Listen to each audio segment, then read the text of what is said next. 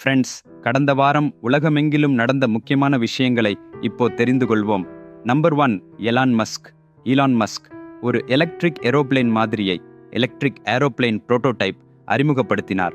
இதன் முக்கியமான காரணம் சாதாரண ஏரோப்ளேன்களில் இருந்து வெளிவரும் 2.5% கார்பன் முடுக்கத்தை கார்பன் எமிஷன்ஸ் குறைப்பதே. இந்த எலக்ட்ரிக் ஏரோப்ளேன்களில் பயன்படுத்தப்படும் பேட்டரிகள் எடை மிகவும் குறைவாக இருந்தாலும் அதிக ஆற்றலை சேமிக்க முடியும். ஒரே ஒரு முறை சார்ஜ் செய்தால் சுமார் 500 மைல்கள் வரை பறக்க முடியும். மேலும் இவை பெரிய விமானப்படுதல் நிலப்பரப்பில்லாத இடங்களிலும் எளிதில் டேக் ஆஃப் செய்யலாம்.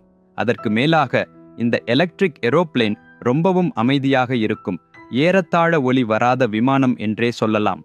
நம்பர் 2, இவ்வுலகிலேயே மிகப்பெரிய பாலைவனம் என அழைக்கப்படும் சஹாரா பாலைவனத்தில் பார்ப்பதெல்லாம் மணற்குமட்டுகள்தான்.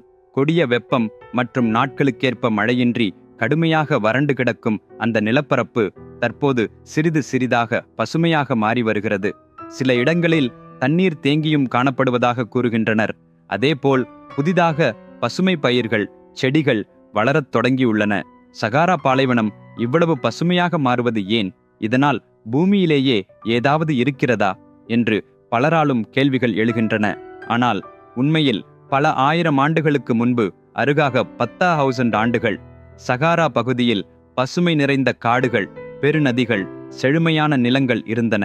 அப்போது அதனை கிரீன் சஹாரா என்றும் அழைத்தனர். பின்னர் கால மாற்றங்கள் அதிகமாக நிகழ்ந்ததால் மழை பெய்து ஓய்ந்துவிட்டது. வெப்பம் நாளுக்கு நாள் உயர்ந்தது. அதனால் அந்த பசுமை சூழல் மெதுவாக வறண்டு சென்றது. அந்த பழைய கிரீன் சஹாரா தற்போது காணப்படும் சஹாரா டெசர்ட்டாக மாறினது. நம்பர் 3, அமெரிக்காவின் US புளோரிடா மாநிலத்தில் 2 பயங்கரமான சூறாவளிகள், ஹரிகேன்ஸ் ஏற்பட்டன. சூறாவளி வந்தது என்றால் என்ன இருக்கிறது என்று நினைக்கலாம். இந்த கடும் புயல் மணிக்கு 160 கிலோமீட்டர் வேகத்தில் உந்தி வந்ததால் பெரும் சேதங்கள் ஏற்பட்டன. இது கடந்த 100 ஆண்டுகளில் அமெரிக்கா சந்தித்த மிகப்பெரிய புயல் என்று கூறப்படுகிறது. சுமார் 20 லட்சம் மக்கள் அன்றிரவு முழுக்க டிஎன்வினை வசதி நிறுத்தப்பட்ட நிலையில் இருந்தனர். பணக்கார நாடாக இருக்கும் அமெரிக்காவும் இயற்கை பேரிடர்களின் முன் அச்சத்துடன் உயிர் தப்பி வருகின்றது என்பதே உண்மை. நம்பர் 4, நம்மில் பலருக்கும் கைபேசிகள், லேப்டாப்புகள், டிவிகள் என பல வகையான எலக்ட்ரானிக் சாதனங்கள் உண்டு. எல்லா சாதனங்களிலும் பொதுவாக காணப்படுவது சர்க்கியூட்ஸ். அவை ஏதேனும் ஒரு தருணத்தில் பழுதாக முடியும். அந்த முறிந்த அல்லது சேதமடைந்த சர்க்கியூட்டுகள் தாமாகவே சீரமைந்து கொண்டால் எப்படி இருக்குமே? அதுவே இப்போது சாத்தியமாகி இருக்கிறது. ஸ்பெயின் செல்ஃப் ஹீலிங் எலக்ட்ரானிக்ஸ் கண்டறியப்பட்டுள்ளன. இந்த மாதிரி சம்பந்தப்பட்ட பொருட்களில் சிறப்பான பண்புகள் உள்ளதால் உடைந்த சர்க்கியூட் பகுதிகளை மீண்டும் இணைத்துக் கொள்ள முடிகிறது. உதாரணமாக, ஒரு சர்க்கியூட் உடைந்தால் அந்த செல்ஃப் ஹீலிங் பொருட்கள் தானாகவே வெப்பம் அல்லது அழுத்தம், பிரஷர் காணப்படும் பகுதியை செய்து பிணைப்பை மீண்டும் உருவாக்கும். நம்பர் 5, உங்கள் அப்பா உலகத்தை உலுக்கிய பேரறிவாளராக இருந்தால் நீங்கள் எந்த நாட்டுக்கு போனாலும் ஒரு ரேஞ்ச் ஆகவே பார்க்கப்படுவீர்கள். ஆனாலும் இப்போது நான் சொல்லப்போகும் நபரின் தந்தை உலகையே அதிர வைத்தவர். ஆனாலும் அந்த நபரை பிரான்ஸ் நாட்டிலிருந்து வெளியேற்றிவிட்டது. அவர் வேறு யாரும் அல்ல, ஒசாமா பின் லேடனின் மகன் ஓமர் பின் லாடன். பல காலமாக பிரான்சின் ஒரு சிறிய கிராமத்தில் வசித்து வந்தார். இத்தனை நாளாக எதுவுமில்லை. சடன்லி ஏன் பிரான்ஸ் அவர் நாட்டை விட்டு வெளியேறு என்று கூறியது? காரணம், ஓமர் சமீபத்தில் எக்ஸ், முன்னாள் ட்விட்டராவில் ஒரு பதிவை பகிர்ந்தார். அவர் தரப்பில் உள்ள பயங்கரவாதிகள், டெரரிஸ்ட்ஸ் செய்தது ஒரு பவித்திர யுத்தம் என்று தீமையை ஊக்குவிக்கும் வகையில் இருந்தது. அப்போதே பிரான்ஸ் அரசு அவரை வெளியேற்ற உத்தரவிட்டது. ஃப்ரெண்ட்ஸ், ஒரு கதையை படித்தால் ஒரு மனிதனின் வாழ்க்கையே மாறிவிடும் என்று நம்புவீர்களா? அந்த கதையை உங்கள் பிள்ளைகள் கேட்கட்டும். அவர்களுக்கு வாழ்க்கைக்கு தேவையான எல்லா மதிப்புகளும் கிடைக்கும் என்று நம்புவீர்களா? நீங்கள் வாழ்க்கையில் சந்தித்து வந்த அல்லது எதிர்கொள்ளப் போகும் எந்த பிரச்சனைக்கும் ஒரு தீர்வு ஒரே ஒரு கதையை படித்தால் கிடைத்துவிடும் என்று நம்புவீர்களா? ஆமாம், அது சாத்தியமே. மனித இனத்தின் வரலாற்றில் எப்போதும் சொல்லப்பட்ட மிக பெரும் முழுமை கதை இதுவே, மகாபாரதம். இது ஒரு சூப்பர் ஹிட் மூவி போல அல்ல, அதைவிட 100 மடங்கு சிறப்பாக இருக்கும். இது என் சவால். விக்ரமாதித்யனின் எழுத்துப்பாணியில் கிடைக்கும் முழு மகாபாரத கதையை கொண்ட 2 பாக புத்தகமாகவும் அதோடு இபுக் வடிவிலும் அமேசான் மற்றும் 43 ஆன்லைன் ஸ்டோர்ஸ்களில் வாங்கலாம். இந்த புத்தகம் உலகமே அறிய 54 மொழிகளில் வெளிவந்துள்ளது. அதற்கான லிங்க்ஸ் இதே வீடியோவின் டிஸ்கிரிப்ஷனில் உள்ளது. உடனே ஆர்டர் செய்யுங்கள். ஏனென்றால் இது ஒரு சாதாரண புத்தகம் மட்டுமல்ல, உங்க வாழ்க்கைக்கு தேவையான முழு அறிவு களஞ்சியம் என்பதை மறந்திடாதீர்கள்.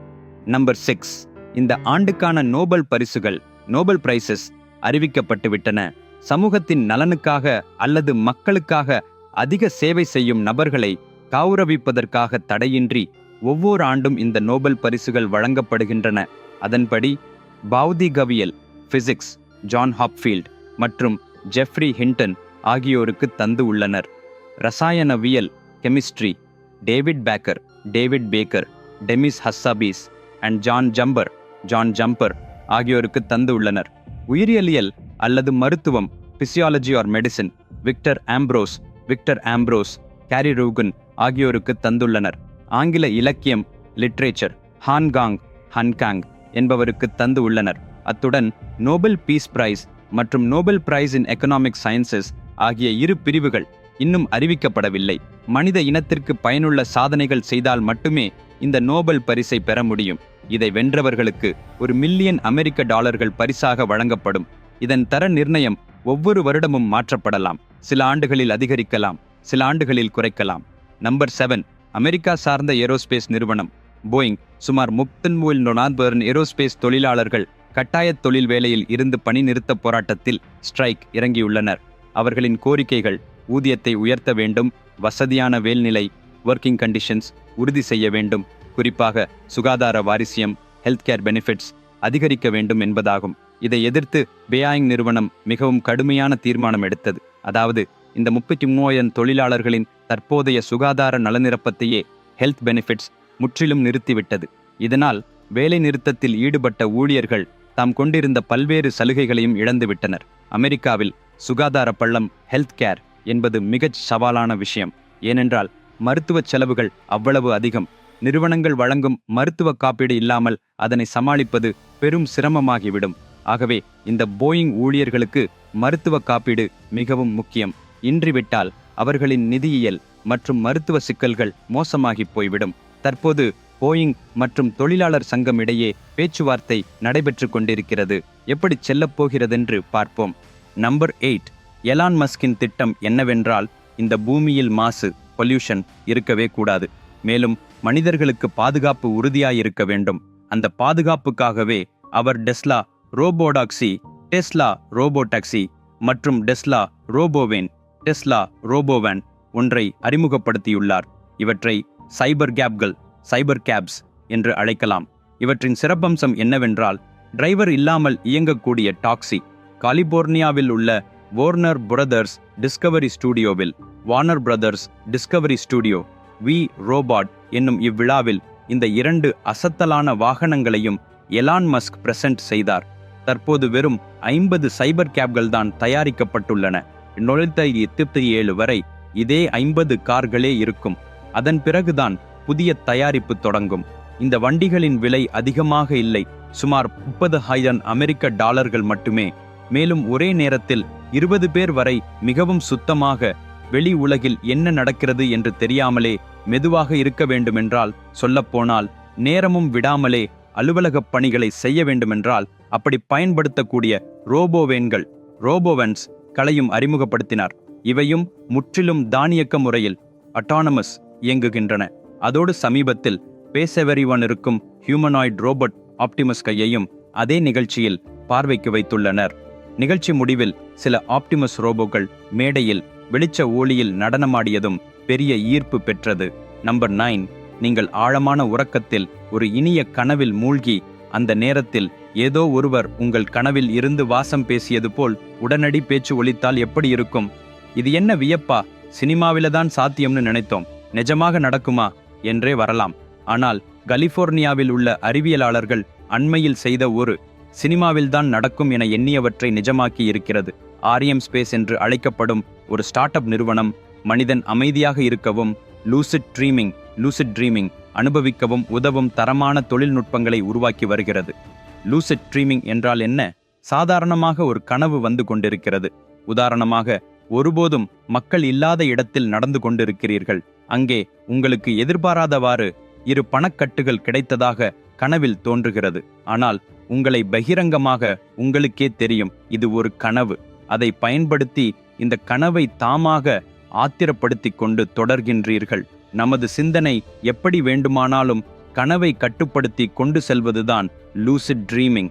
இப்போ இந்த REM ஸ்பேஸ் நிறுவனம் செய்த சமீபத்திய விஞ்ஞான தொடர்பில் 2 பேருக்கு ஒரே நேரத்தில் உறக்கத்தில் இருக்கும்போதே கனவின் வழியாக ஒருவருக்கொருவர் தகவல் பரிமாறிக்கொண்டார்கள். இந்த முயற்சிக்காக முன்பே லூசிட் ட்ரீமிங்கில் அனுபவமுள்ள 2 பேரை தேர்வு செய்தனர். இருவரும் உறக்க நிலையில் சென்றபோது அவர்களின் சீரிய உயிர் சைக்கிள் ஸ்லீப் சைக்கிள்களை மேம்பட்ட கருவிகள் மூலம் கண்காணித்தனர். முதல் நபர் லூசிட் ட்ரீமிங் செய்யத் தொடங்கினார். அவர் அப்படியே அருகே உறங்கிக் கொண்டிருக்கிற 2ஆம் நபருக்கு லைட் சிக்னல் மூலம் ஒரு செய்தியை அனுப்பினார். அதே நேரத்தில் அதிர்ச்சி தரும் விஷயம் நடந்தது. 2ஆம் நபர் அந்த செய்தியை அப்படியே பெற்றார். புரிந்தவுடன் கைகளையோ கண்களையோ நடமாட்டத்தால் சம்சாரம் செய்தார். அந்த உரையாடலை முதல் நபரும் அனுபவித்து அவருக்கு பதில் தெரிவித்தார். இவ்விதம் இருவரும் கனவில் போகும்போதே சரளமாக தொடர்பு கொண்டனர். பகிர்வதற்காக எப்படி சொன்னாலும்னு எதிர்காலத்தில் இருவரும் தனிப்பட்ட ரகசியங்களை பகிர்ந்து கொள்ள வேண்டுமானால் உடனே உறங்கி போய் லூசிட் ட்ரீமில் பேசிக்கொள்ளலாம். ஆச்சரியமா இருக்கு. ஆனாலும் அறிவியல் அதிர்ச்சியையும் ஆச்சரியத்தையும் தருவது சரித்திரமே. ஃப்ரெண்ட்ஸ், மீண்டும் அடுத்த திங்கட்கிழமை மாலை 5 மணிக்கு சந்திப்போம். நான் எழுதிய மகாபாரத புத்தகத்தை இப்போதே ஆர்டர் செய்யுங்கள். லிங்க்ஸ் வீடியோவின் டிஸ்கிரிப்ஷனில் உள்ளன. இன்னும் என் சேனலை சப்ஸ்கிரைப் செய்யாதவர்கள் உடனே சப்ஸ்கிரைப் செய்து கொள்ளுங்கள். டில் தென், டேக் கேர், பை.